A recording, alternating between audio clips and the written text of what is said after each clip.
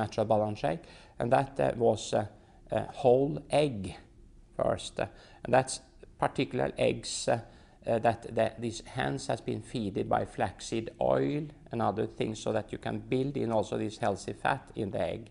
But the egg protein is a complete protein, and from that egg you can get a whole bird, so to say. So it's not only complete in protein, but all other elements, also trace elements and so on. Then we had the best from the milk. The cow milk is made for cows, and they have too much casein in it, and the human mother's milk have more what we call whey protein.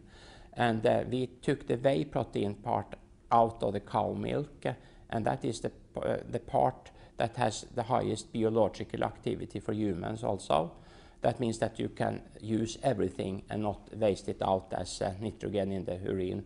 And then we took one from the pea, and the pea is called the meat of the vegetarian kingdom, because it have very good protein profile, very similar to animal sources. And this is one more good thing with pea, has a lot of this amino acid arginine, and that is lower the blood pressure for people. So this is the three protein sources that give profile very similar to a human mother's milk regarding the amino acid profile.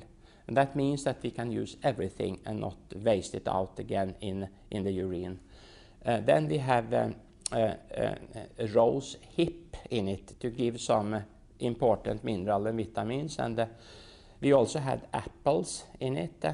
Apples have a low glycemic index, but this is a lot of pectin in the apples. So, and this pectin stick to small wounds in our stomachs and so on, so they can heal out.